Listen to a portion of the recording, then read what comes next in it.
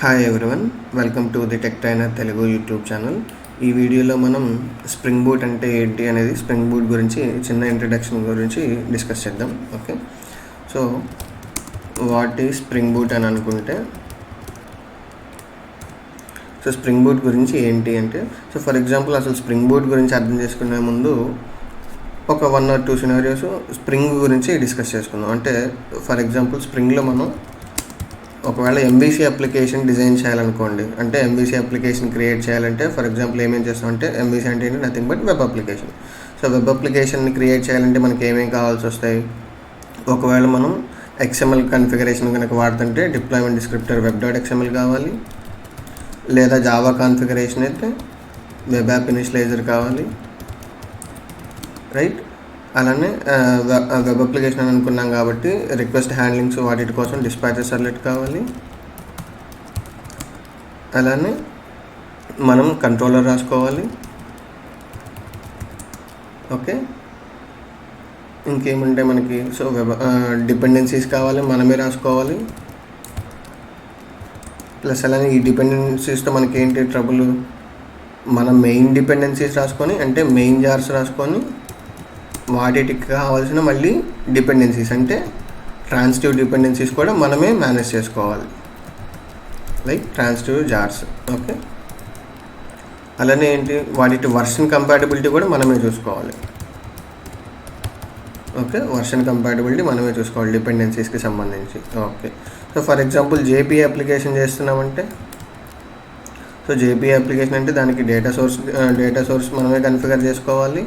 ఒకవేళ మనకి read operations, right operations, update operations ఇట్లా ఉంటే మనం ట్రాన్సాక్షన్ మేనేజ్మెంట్ కోసం ట్రాన్సాక్షన్ మేనేజర్ మనమే కన్ఫిగర్ చేయాలి. ప్లస్ అలానే ఎంటిటీస్ కోసం ఎంటిటీ మేనేజర్ ఫ్యాక్టరీని కూడా మనమే కన్ఫిగర్ చేయాలి, రైట్. సో ఇదంతా ఏంటి, మనకి ఇంత కన్ఫిగరేషన్ ఉందన్నమాట. ఎంబీసీ అప్లికేషన్ చేయాలంటే ఇవన్నీ మనమే సెటప్ చేసుకోవాలి. జేపీఏతో వర్క్ చేయాలంటే ఇవన్నీ మనమే కన్ఫిగర్ చేసుకోవాలి. సో ఒకవేళ వెబ్ అప్లికేషన్ అంటే ఇప్పుడు మనం జేపీఏ కూడా వాడుతున్నామంటే, అంటే 2 వాడుతున్నామంటే, సో ఇవన్నీ మనమే కన్ఫిగర్ చేసుకోవాలి. సో మనకి స్ప్రింగ్లో ఏంటంటే spring needs lot of configuration అనమాట. ఓకే, సో స్ప్రింగ్లో మనం ఏం చేయాలంటే, ఈ అప్లికేషన్స్ చేయాలంటే ఈ కన్ఫిగరేషన్ అంతా మనమే చేయాలంటే ఏంటి, లాట్ ఆఫ్ కన్ఫిగరేషన్. సో ఇప్పుడు 2 మాడ్యూల్స్కే మనం, అంటే 2 ఫంక్షనాలిటీస్ ఎంబీసీ జేపీ అనే మాడ్యూల్స్ ఫంక్షనాలిటీ యూస్ చేసుకోవాలంటేనే ఇంత కన్ఫిగర్ చేయాల్సి వస్తుంది. రేపు ఇంకేదైనా ఫర్ ఎగ్జాంపుల్ మనం ఇంకా వేరే ఇతర మాడ్యూల్స్ ఏమన్నా యూస్ చేసుకోదలుచుకుంటే, సో వాటికి సంబంధించి మళ్ళీ మనమే అన్నీ కన్ఫిగర్ చేసుకోవాలి. సో అలా అవసరం లేకుండా ఫర్ ఎగ్జాంపుల్ మనం స్ప్రింగ్ బూట్ని చూస్ చేసుకుంటే కనుక, ఓకే, సో స్ప్రింగ్ బూట్ అనేవాళ్ళు అసలు స్ప్రింగ్ గురించి ఏం చెప్తున్నారంటే ఒపీనియనేటెడ్ ఫ్రేమ్వర్క్ అని అంటున్నారు. Okay, so what does mean by opinionated. So ఇప్పుడు మనం ఏమనుకున్నాం, నార్మల్ స్ప్రింగ్ అప్లికేషన్లో మనం ఎంబీసీ జేపీ అప్లికేషన్స్ చేయాలంటే ఇవన్నీ మనమే కన్ఫిగర్ చేసుకోవాలంటే డిపెండెన్సీస్ని మనమే యాడ్ చేసుకోవాలి. ఓకే, ఈ డిఫాల్ట్స్ మనకి ఏవేవైతే ఉన్నాయో అంటే web app initializer, dispatcher servlet, view resolver. So మనకి దీంట్లో ఇంకేముంటుంది, ఎంబీసీలో వ్యూ రిజాల్వర్ కూడా కావాలి. Okay, so view resolver, so ఇలా మనకి ఏమేమైతే ఉన్నాయో వీటన్నిటిని మనమే సెటప్ చేసుకోవాలి. ఇంకొకటి వ్యూ రిజాల్వర్తో పాటు మనకి ఇంకేం కావాలి, సర్వర్ అనేది కావాలి, రైట్. అప్లికేషన్ని డిప్లాయ్ చేసి రన్ చేయడానికి సర్వర్ అనేది కూడా కావాలి. ఓకే, సో ఇవన్నీ మనమే సెటప్ చేసుకోవాలి, మనం ఏది నార్మల్ స్ప్రింగ్ అప్లికేషన్లో కనుక చేస్తే. అదే ఫర్ ఎగ్జాంపుల్ మనం స్ప్రింగ్ బూట్కి వెళ్తే, ఓకే, అసలు స్ప్రింగ్ బూట్ గురించి వాళ్ళు ఏం చెప్తున్నారు, ఒపీనియనేటెడ్ ఫ్రేమ్వర్క్ అన్నారని అనుకున్నాం కదా.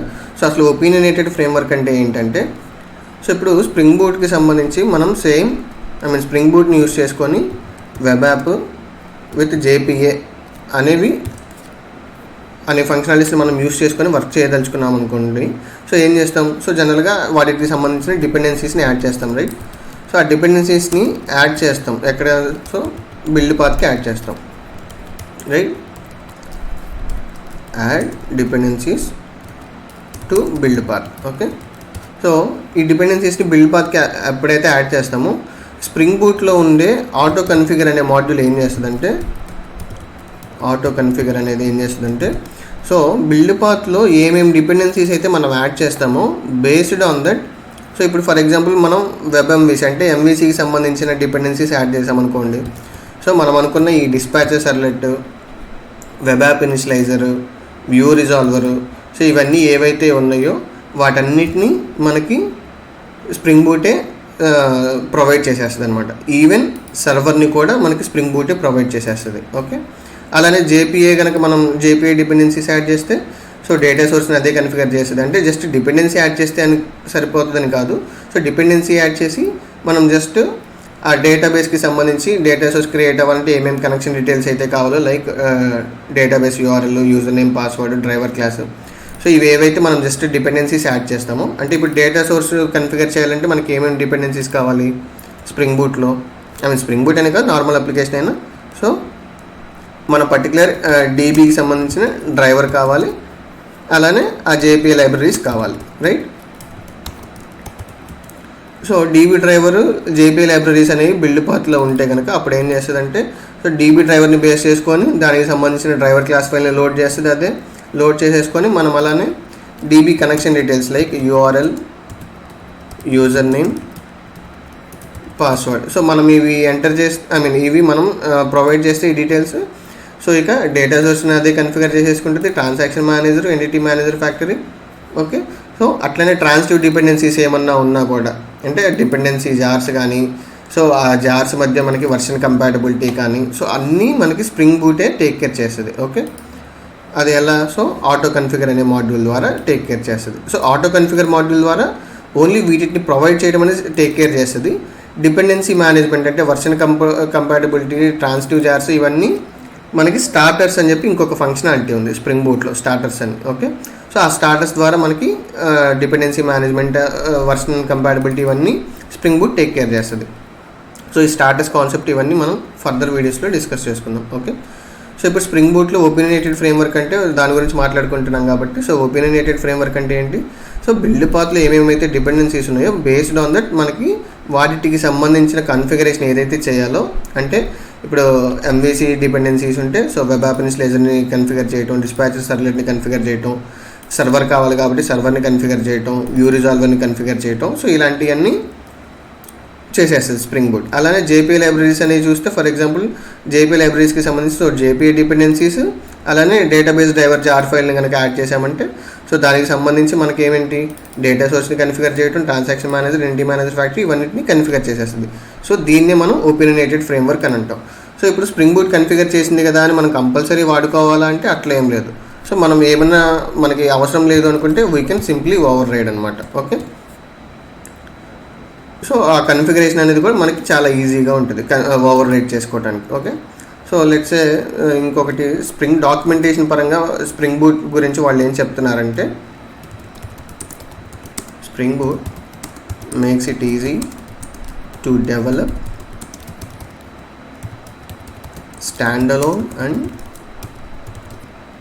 Production grade applications, production grade spring based applications that we can just run అన్నమాట. ఓకే, సో అంటే ఏంటంటే సో మనం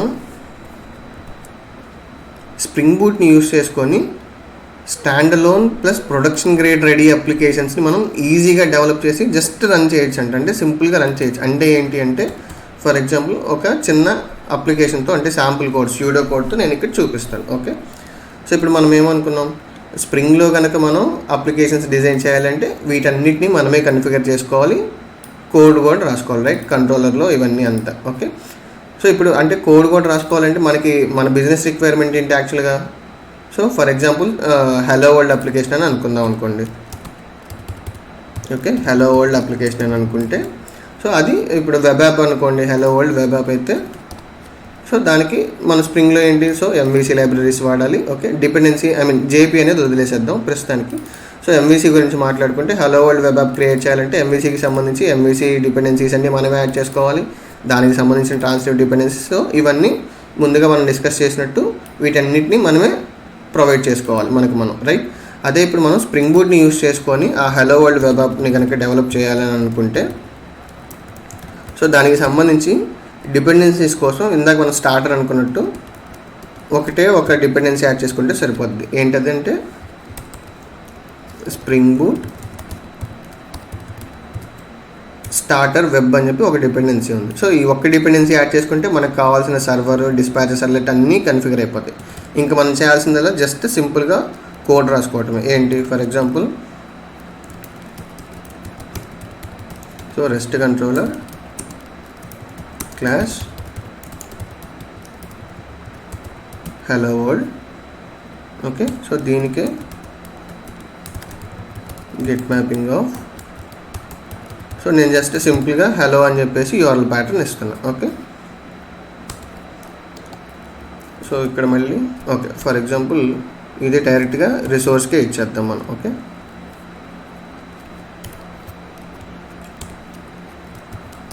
పబ్లిక్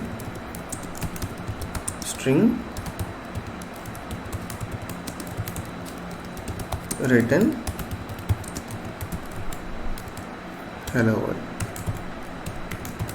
అంతే, అయిపోయింది. సో ఇప్పుడు మనం స్ప్రింగ్ బూట్లో కనుక ఒక హలో వరల్డ్ వెబ్ యాప్ అనేది చేయాలి అంటే సింపుల్గా జస్ట్ మనం ఒక డిపెండెన్సీ మన వెబ్ pom.xml అంటే మ్యావెన్ ప్రాజెక్ట్ కనుక తీసుకుంటే స్టార్టర్ వెబ్ అనే డిపెండెన్సీ pom.xml యాడ్ చేసుకొని సో ఈ ఒక కంట్రోలర్ క్లాస్ అనేది రాసుకుంటే అయిపోయింది.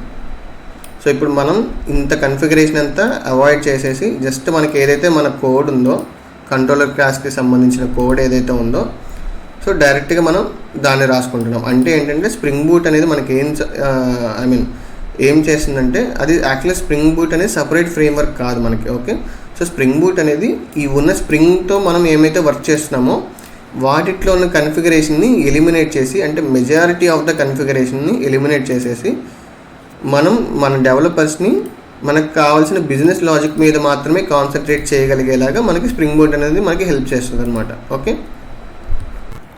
సో నెక్స్ట్ వీడియోలో ఏం చూద్దామంటే స్ప్రింగ్ బూట్లో ఉన్న ఎసెన్షియల్ కీ కాంపోనెంట్స్ ఏవైతే ఉన్నా అవి చూద్దాం. ఓకే, ఎసెన్షియల్ కీ కాంపోనెంట్స్ అంటే కీ టాపిక్స్ అని. ఓకే, సో ఏమేంటి అంటే స్ప్రింగ్ బూట్ CLI, అలానే స్ప్రింగ్ ఆటో కన్ఫిగరేషన్,